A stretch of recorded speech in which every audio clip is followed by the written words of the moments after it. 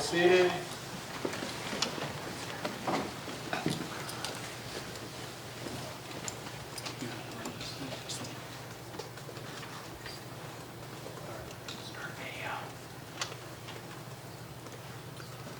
We should be okay.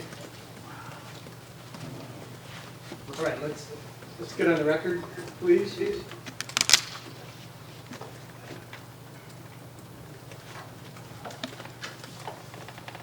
Thank you.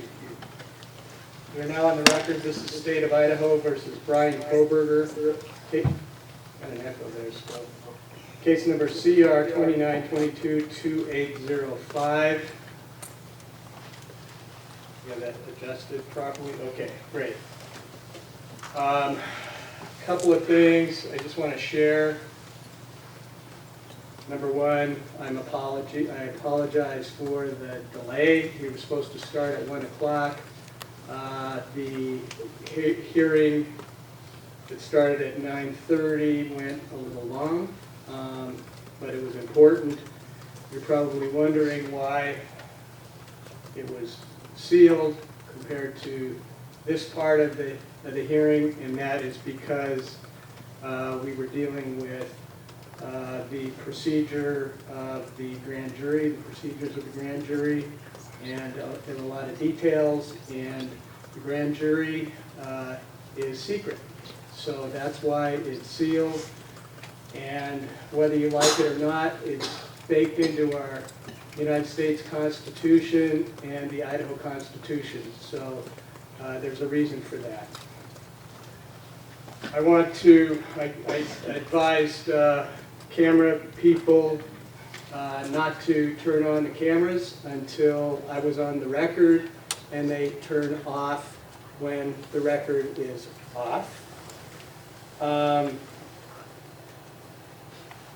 just want to remind you, you just heard Matt talk to you about not having your phones, your laptops to film anything, to record anything. That would be a violation of the rules, and we will take away your laptop or your phone.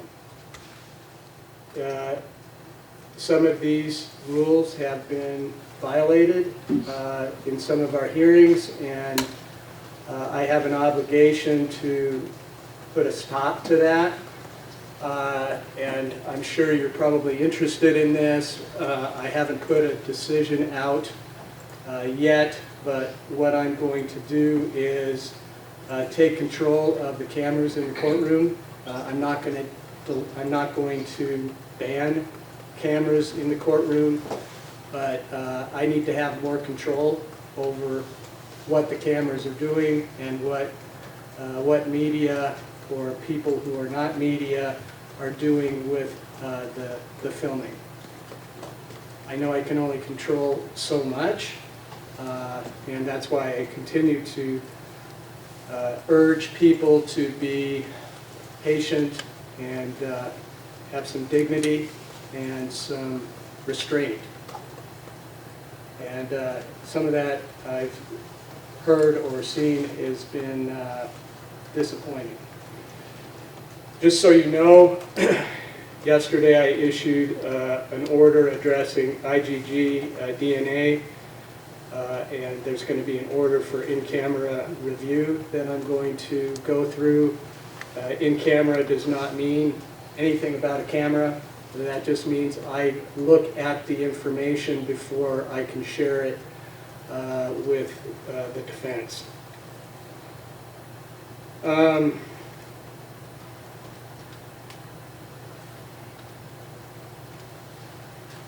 me see, what else did I want to kind of share with everybody?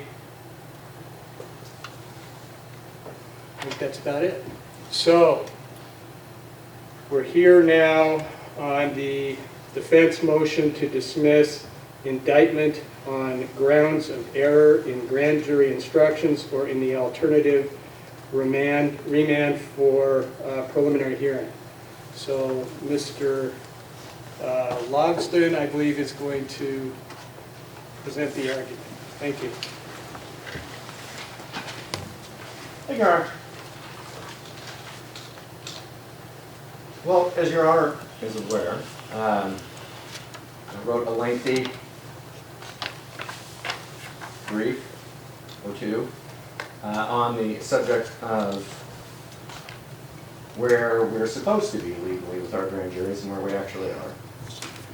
And as Your Honor let me know this morning, probably not going to change your mind because the Idaho Supreme Court has, I think the court thinks, gone the other way. So, I guess I would accept that kind of ruling as long as the court agrees with everything else I have to say. Oh, well, But I don't know about that. assuming that you don't, let's, I guess, just kind of walk through the simple steps here. So, at issue in this particular case is Idaho Code 19-1107, and the infamous language in it that says that grand jury ought to find indictments when all evidence before them taken together, if unexplained or contradicted, would in their judgment warrant conviction by a trial. And the first question that a court has to ask is, what does that mean? And you start with the plain language, which we argue what warrants a finding or a conviction by a trial jury is beyond a reasonable doubt.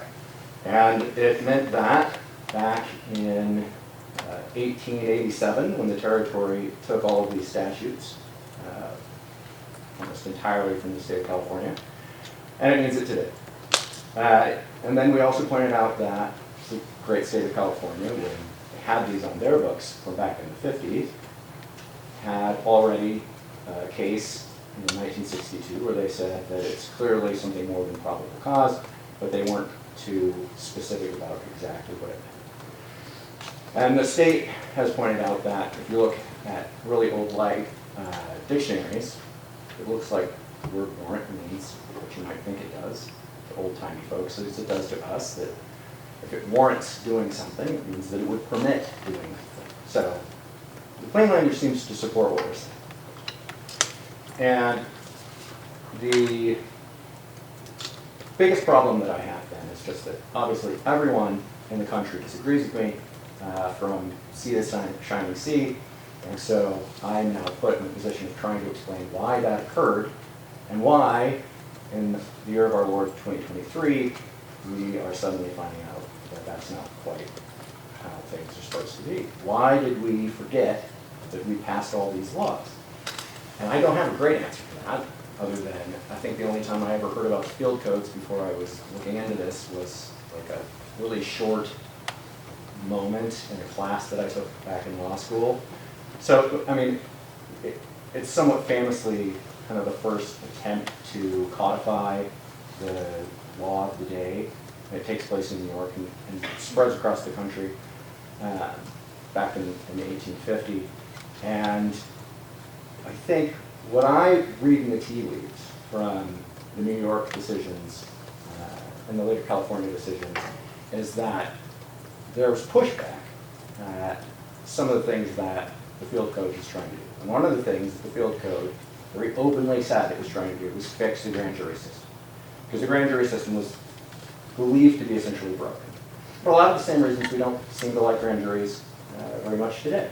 It was essentially believed that grand juries were hard to control. Grand juries would essentially always favor whatever it is that they were told and would always indict the accused. And so as a system to protect people, it didn't seem very protective. And they pointed out in the field code, if you go back and read it, that essentially the secrecy aspect of the grand jury is both its most powerful sword and its kind of its worst aspect at the same time, because you just don't know what you're going to get out of it. And so they create a bunch of statutes that start to rein in what grand juries can and can't do, and they create some scenarios under which grand juries can be reviewed. And they, in the New York, they call it their Court of Appeals, but it's their Supreme Court, says, even though we have these statutes that say we should only set aside these indictments into these particular moments, clearly there's got to be some sort of a due process protection. If you're going to pass a bunch of statutes that rein in a grand jury, And if you can show that somebody's not following those to the prejudice of the accused, then that's going to work for dismissal as well. And that doesn't seem to be very controversial. We see similar language in that Gaspar case that we talked about in the state of Idaho, which I think dates to like 1913 or something along those lines.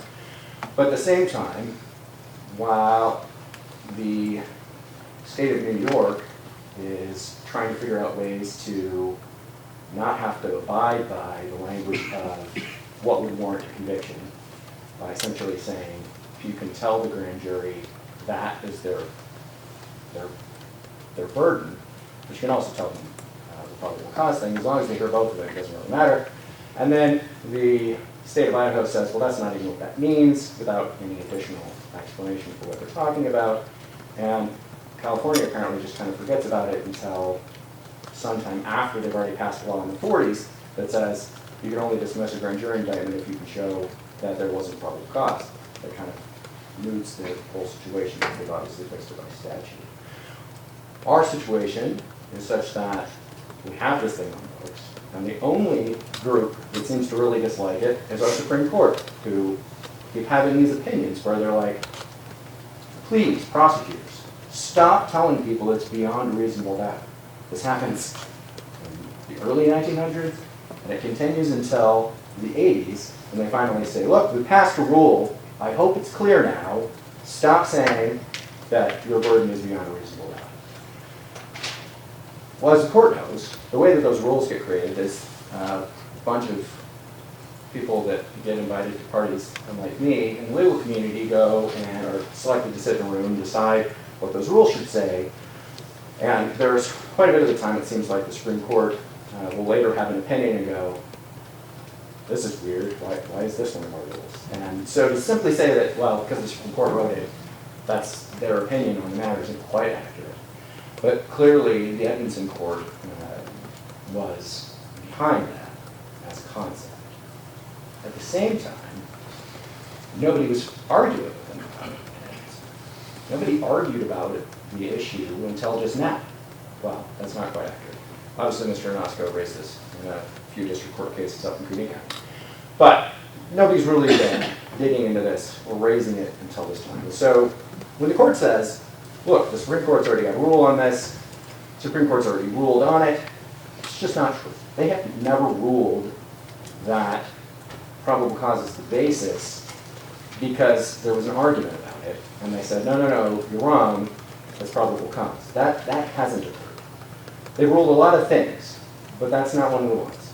And the fact that they adopted a rule that says something that they believed doesn't necessarily set in stone what the law is, or for that matter, what the Constitution has to say about it. So the big issue, I think, at least my favorite issue here, was can the Idaho Supreme Court override the legislature and lower the burden of proof for the grand jury? And that was a tricky one, because we don't really have a case that just comes out and says that the burden, or for that matter, I guess I don't know, we got this all kind of mixed up when we were doing the arguing. So the burden of proof, I think we decided was actually who has to show something, and then it was the standard of proof is the amount that has to be shown. But everybody confuses it all the time, and I'm confusing it right now as well. But I'll call it the standard of proof just to be less confusing. In any case, the standard of proof is that something that the judiciary has power over? In other words, is that simply a procedural rule, or is it a substantive rule of law that courts can't mess around with?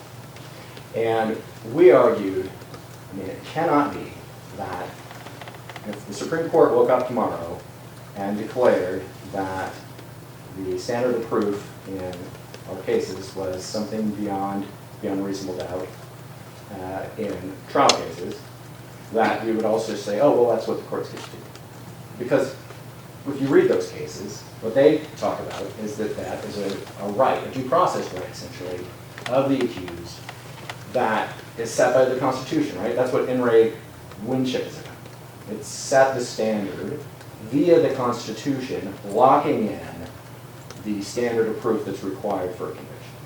And so when we talk about these standards of proof, it is true, obviously, that if you look through the case law, you'll see courts setting a standard of proof for their own evidentiary rules. But you don't see it in many other places. What you see them doing instead is having somebody come in and say, well, the legislature set this standard of proof, but we think you should make it higher or lower, based on, and almost nobody ever says lower, it's always higher. And we're always arguing that the Constitution clearly must set it in at some higher point to protect people, and then the courts lean in and say, well, we don't see any particular reason why the legislature messed this up, or if you're in the United States Supreme Court, occasionally you say, well, we do think that this is goofy and we're going to raise it. Okay? I couldn't find a case where the Supreme Court or anybody else leaned in and said, we think that the legislature is being a little too protective of its people here, and we're going to move down the standard of proof for the government in this particular case, or one party versus the other. Typically, in this country, we try to protect the accused, and we believe that those protections are given to us via the Constitution and via these concepts of due process that come to us through common law, which is where this gets so messy, because the common law would tell you that it's probable cause, and it's some guy named Field in New York who's telling you that it should be something else.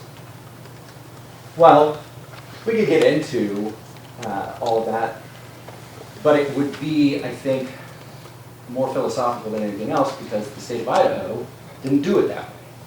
The state of Idaho, as a territory, adopts a bunch of codes out of California, a code that they've already looked at, a code that they've already said, these words clearly mean something more than probable cause. This is what you're adopting. If you come and get it, the state of Idaho goes and gets it and adopts it. So that's what the state of Idaho is adopting. I obviously recognize that the founders that wrote the Constitution did not appear to recognize what was already on the books in this regard. However, just because they didn't recognize that doesn't mean it's not still part and parcel of what was thought to be true by a large portion of the citizenry of Idaho, who are the actual ones who ratified the document. The only thing we know is that from 1890 to Edmondson, the Supreme Court of Idaho was repeatedly admonishing prosecutors to stop using a beyond a reasonable doubt standard for a grand jury. And that, it seems to me, is pointing to this concept. I mean, if we're going to talk about common practice, and common practice looks to have been that everybody thought that the standard for the grand jury was beyond a reasonable doubt. And I don't think this is like worthy of the parade of nightmares that I've been reading about. Obviously, in each one of those cases, the prosecutor was able to pull it off. And little wonder, I mean, it's still a grand jury proceeding. It's still just the prosecutor in a room with 16 citizens, 12 of which have to agree. They get control over basically everything that's being put on. I mean, the guardrails being put in, hey, let's use admissible evidence. Hey, let's not pull in hearsay witnesses. That kind of thing is not going to somehow make this impossible and make it so that it can't possibly work. What it's intended to do is just make it so that if you're in a position to get an indictment against somebody, you're going to put on your A game. But obviously, we've been talking a bit about how we don't think that that's what occurred in this particular case. And we certainly don't think that if the court were to adopt this in this particular case, that this would even remotely cut the mustard, because we know from the grand jurors that at least 6 of them wanted to hear more until they were essentially cut off and told probable cause is the standard and what are you people doing? You probably should cut that, what the grand jurors did or didn't do. Fair enough, good. But I'm just pointing out that there's clearly prejudice in the record that the court can see from what they are being instructed. It's also, as we argued, clearly going to be fundamental error. You tell the grand jury that this is the standard and it's actually something else.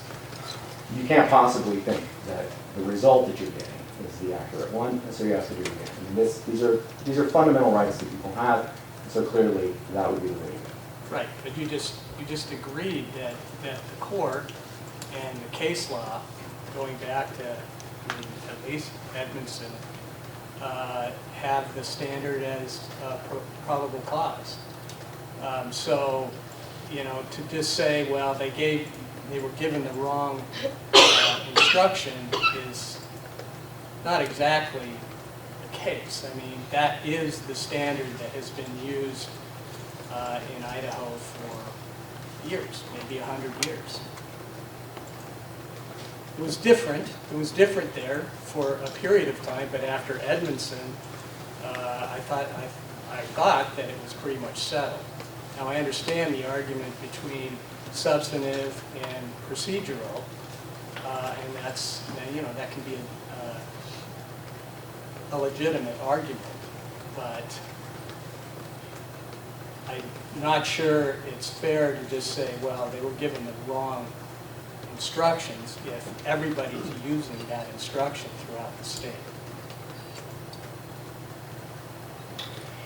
Well, Your Honor, if that were true, then I'm not really sure what I'm doing with my life, because I've spent much of it arguing that things that everyone in the state is doing are wrong. True. And occasionally, rarely, but occasionally, somebody says, no, that guy's right, and my client walks out of prison. So well, that's fine. You can make an argument that something should change, but are you telling me that other places in the state are giving a different instruction, that it should be beyond a reasonable doubt? What I'm telling the court is that it appears that up until 1980, that was true. And so the Supreme Court enters its rule, sort of has this ruling that talks about that, but nobody's arguing with them about it because they don't have access to the internet, and nobody has a copy of the field code or what California was up to. Well, Justin Weisslein argued about it in a dissent in Edmondson. And we thank him for it, although... Okay. If you can't say that there hasn't been an argument about it. Well. No. If you go back and you read what Justice Weisslein did, Justice Weisslein didn't know about the field code. He knew it came out of California. He knew that it meant something different. I think it's attached on the dissent. Some of that. No, California. Oh, those are earlier. Oh, that's the earlier session. He has the California code, and he has the stuff from the territories. That's what he's got. But he doesn't know.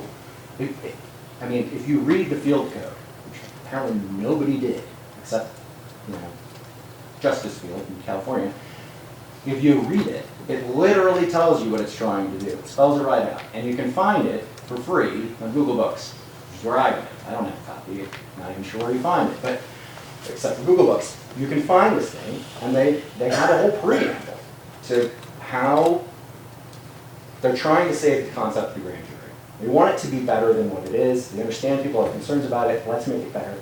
And it gets adopted in California, and then we took it from that. And then that's what I think should matter. And the fact that the plain language of the statute is being read by every prosecutor in the state up into the 80s when the Supreme Court finally hits them to stop, because the statute's relatively clear. And so the only person who's pushing back against this are these Idaho Supreme Court justices who don't like it. But there's nobody coming to them and saying, here's a copy of the field code, this is where this all comes from, this was the point. Instead, there's just this concern that who could possibly want such a thing? How would we be safe if our communities are only able to indict people beyond reasonable doubt? It's just too much. It's too high a stake. That's hard to believe, given how many of these cases are making it up, because they were convicted. There's no reports anywhere that I was able to find that in the state of Idaho, all these prosecutors were mistakenly using beyond a reasonable doubt. There's just no indictments going on. Nobody was going to prison. Nobody was getting the death penalty. It was a free-for-all, and we had, posses riding around and having to deliver justice because the standard was too high at the grand jury proceeding. But that's not what was occurring. What you had was a perfectly well-running system that you had Supreme Court justices that were not aware of where this stuff was going. If somebody had come to them and said it, we'd have a ruling on it. But nobody did. And in fact, we don't have really any state that's ever done the heavy work of this. You've got the New York Court of Appeals, is about the only one that was aware because it happened there. And they've kind of let it drain away over time. Well, other states can do what they want. They can pass new statutes, their constitutions are older than ours, etc. Our Constitution was written in 1890. So it's going to lock in what the people thought that they had as their law and what they considered to be their standard of due process at that time. And the only history we have is you've got a Supreme Court saying, you don't have that right. You've got a bunch of prosecutors, of all people, thinking that we do. And that's what you're looking at. The fact that the rest of the country is off doing other things, I don't think necessarily matters. What matters in terms of the courts has to read plain language of statute. The court has to consider the fact that, at the very least, California knew what it was up to, and that even if the people who wrote our Constitution didn't know what was going on, that doesn't mean that the people who wrote the Idaho Revised Statutes in 1887 didn't know what they were signing on for. And whether or not they were sitting at the Constitutional Convention isn't something that I put enough effort into to figure that one out, but I don't think it necessarily answers the question anyway.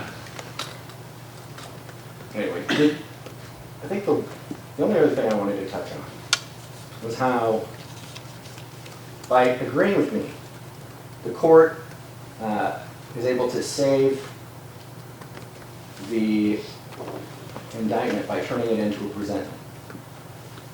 As a presentment, there's a lot laxer evidentiary rules and everything else. Much of the complaints we would have about it essentially disappear, and the state has its presentment. And as far as I'm told, one of the reasons why we had a grand jury in this case is because in another case I had argued that if you don't do a grand jury, you can't have the death penalty, which I still believe.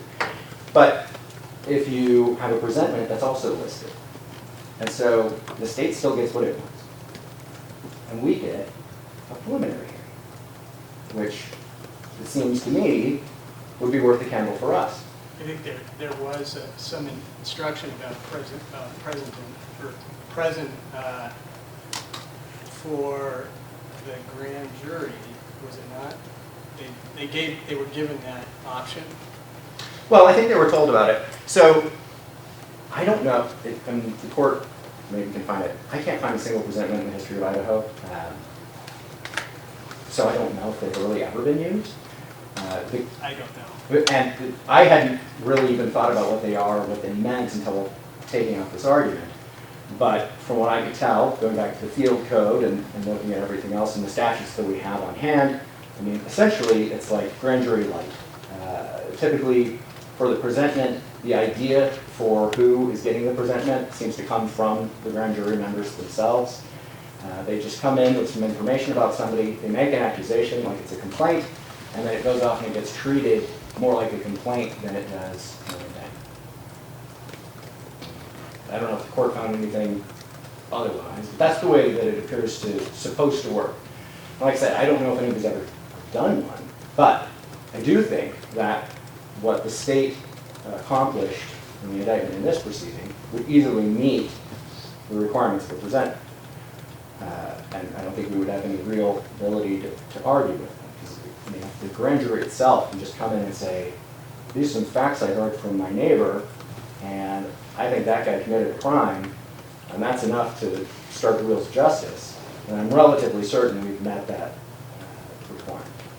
And so if the court does that, then the state still has a piece of paper that says the death penalty can be sought in the Fifth Amendment of the United States Constitution.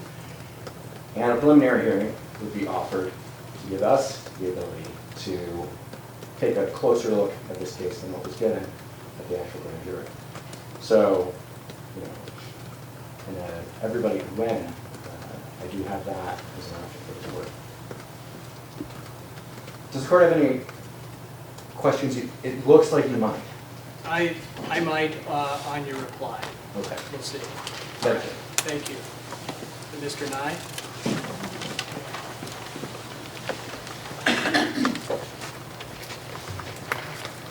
Thank you, Your Honor. As much as I enjoy the frolic through legislative history, as a trial attorney, we usually have a shortcut. And that is we check to see if the Idaho Supreme Court has ruled on the issue. And in this case, it has multiple times. So in Edmondson, the Supreme Court said, and I quote, "The purpose of the grand jury proceeding is to determine whether sufficient probable cause exists to bind the defendant over for trial. The determination of guilt or innocence is saved for a later day. As long as the grand jury has received legally sufficient evidence, which in and of itself supports the finding of probable cause, it is not for an appellate court to set aside the indictment." This court is bound by that holding. The Idaho Supreme Court applied that holding in 2 subsequent cases, Martinez and Jones, both cited in my brief. The Court of Appeals has applied that holding repeatedly. This court is also bound by its holdings. The only other thing I would add is, to summarize Mr. Allison's argument, Idaho law supports it as long as you ignore the Idaho Supreme Court. California law supports it as long as you ignore the California Supreme Court. Idaho's constitutional history supports it as long as you ignore the founding fathers. I could go on, but there's nothing to see here. The Idaho Supreme Court has ruled on this, and this court is bound by it. Unless the court has any questions, I'll respond after my brief. Thank you, Mr. Nye. Thank you. Okay, Mr. Logston, you want to add anything else?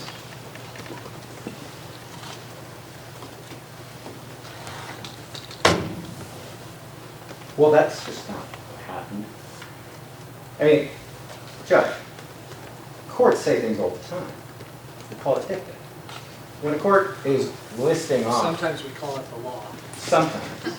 But what we're talking about when we talk about Edmondson is we're talking about dicta. I mean, nobody was arguing in that case that probable cause was the standard. They were arguing over whether or not it's fair that some people get a prelim and some people get a grand jury. That's what that argument was about. And the guy didn't come in and say, "Oh no, I got a grand jury and the standard is beyond a reasonable doubt, but that's too, I don't like that, I'd rather have a prelim with a probable cause standard." That doesn't occur in that case for various, I'm sure, fantastic reasons. And the same thing happens in these later cases. I mean, it gets responded to, and yeah, like I said, the Supreme Court adopted a rule, but it's never tested the constitutionality of its own rule. It's never heard arguments on any of these things. It doesn't, it's not stating a holding after an argument. What it's doing is it's just reviewing what it believes the law to be, that nobody's picking a fight about. I'm picking a fight about it. And you may have the opportunity to do that to the Supreme Court.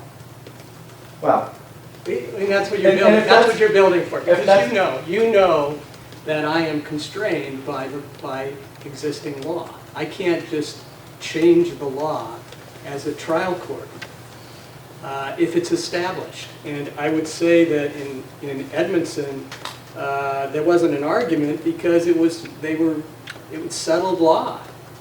I mean, I think that's really the problem. So, of course, a lot happened from 1880, 1890 to now, but the law doesn't always just sit still. I mean, it evolves, and that may be just what happened naturally. I don't agree that the language of the statute is completely clear, too. I mean, I think you can interpret it different ways, and a lot of people have interpreted that language different ways.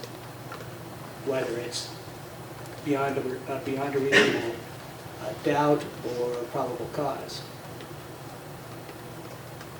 And you can argue with me about that. I mean, I'm kind of baiting you about that. So, Judge, the cases that say that are very self-serving. These are courts that are essentially openly hostile to the idea of using a beyond a reasonable doubt standard. And so they make claims like to warrant really means to permit the trial jury to see it. That's not the wording of this statute. the California case gets written in the backdrop of a statute being passed in the 1940s that says probable cause is what you're going to look at when you're deciding whether or not these indictments should stand. So it really doesn't, whether or not the grand jury is being told something else to some extent turns into a moot point. The reality is, just because the courts didn't like what the legislature had adopted, and in our case, unlike California, unlike New York, but what was part of the concept of due process in our Constitution was written, just because the Supreme Court doesn't like it, doesn't mean it's somehow settled law because it refuses to follow it. It has to actually have a case and determine it. Now, occasionally, they can pass rules like they did, and so that's where this whole question of whether or not this is a substantive right and a procedural right comes in. But they never ruled on it. And Your Honor has the ability to look at the whole mess, the totality, and say, what is the law? What was the law in 1890? And when did it change? I don't think what the court can write is an opinion that says, well, we don't know when or how it changed, but by 1890, clearly the probable cause was the same in the state law. There has to be something where the Supreme Court considers these things in order for it to be settled law in a way that in which Your Honor would be right and say, I can't do anything about it. They've never settled this question because nobody ever brought it up. Because it's really hard to get a copy of the field code in 1913. Well, I don't know. But There was, I can't remember the name right at the moment, but in the 1950s, there was dicta where the judge, the appellate judge said, no, that's not the standard because they were using beyond a reasonable doubt in that case. Starts with a G. But anyway, there was a discussion in that case about what the standard of proof is or should be in the grand jury. So there have been touches of that along the way, I think, but you're right, there's not a whole lot of law until maybe Edmondson that was pretty clear. And then as Mr. Nye pointed out, a couple of decisions after that. That case, which I think was 1987, something like that. So, yeah, I mean, I appreciate your argument. I mean, it's interesting. I'm constrained by the law, though. Back to that.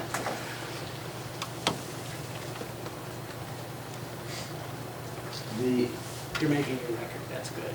Judge had made a decision, held some things, it's true, but nobody was arguing about that standard of proof. The fact that they state it while they're walking through what a grand jury is versus what a preliminary hearing is, that doesn't settle what the standard is. Just because they said it doesn't make it the law. I think their jurisdiction is limited, and yet broader than the United States Supreme Court, although if you read that most recent opinion where Judge Stegner doesn't agree with any of them about what their jurisdiction is like, it gets kind of complicated. But the point is, they can't just say in an opinion where nobody's arguing anything, oh, and by the way, the law of the land is this. Nobody briefed this issue in Edmondson. Nobody briefed it in any of the cases that came after it. They didn't set in stone via that opinion what the standard is. They tried by adopting the rule. The rule is the question.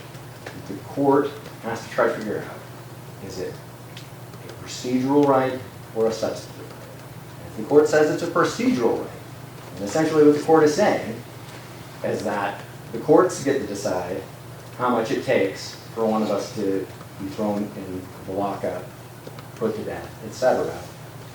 which I can't find any case that has ever said that. They've all said that the standards being set by the Constitution or the legislature, setting these standards over and over and over again. So for the Idaho Supreme Court to issue a rule setting the standard of proof, even though there is a statute that says otherwise, they can't do that. That didn't become something that, I mean, they did it, but the court is in a position to consider whether or not they could do it. The court can tell the Idaho Supreme Court this rule isn't constitutional. Courts can do that. I mean, we consider bail issues, we consider bail on appeal, things like that, statute versus procedural rights. Those things occur, and the lower court can look at that like anybody else can. Who's in the right? Is it the legislature or is it the court? So I think the court can decide all these things. But if the court's going to say it can't, I hope you'll at least write a 32-page order in which you explain how right I am about everything except that. Thank you. I'll work on that. Thank you. I appreciate the argument. I think it's really creative, and I appreciate the journey back through history. I think it is an important factor in determining what the law is and why the law was established the way it was. But even you, okay, and I've heard this, but even in your brief, and this is your quote, okay, that the whole of modern jurisprudence on the issue is against it, as well as the least one founding father of this state. So I get it. I mean, what it comes down to me is that I am constrained by what I believe is settled law in Idaho. I may be wrong, but this is certainly an issue that you would have to bring up with a higher court, like the Idaho Supreme Court, and I look forward to getting that from your perspective settled in Idaho. We'll see.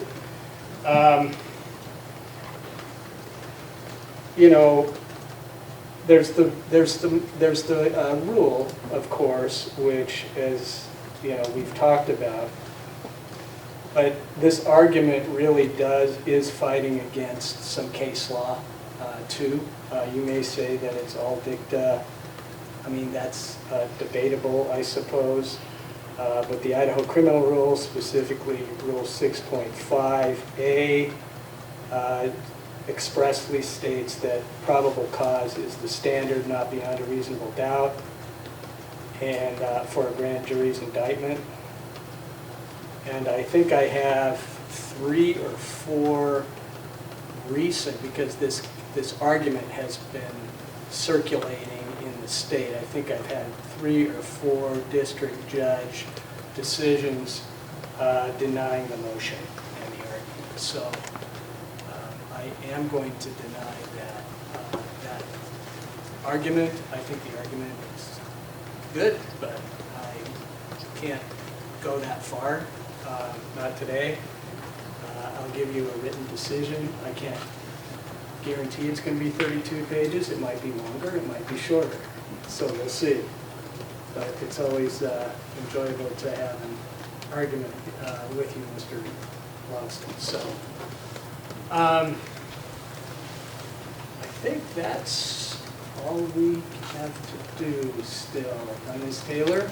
That's it for today, Your Honor. Okay, and Mr. Thompson? Yes, sir. We're done for today. Okay, nothing else to address then.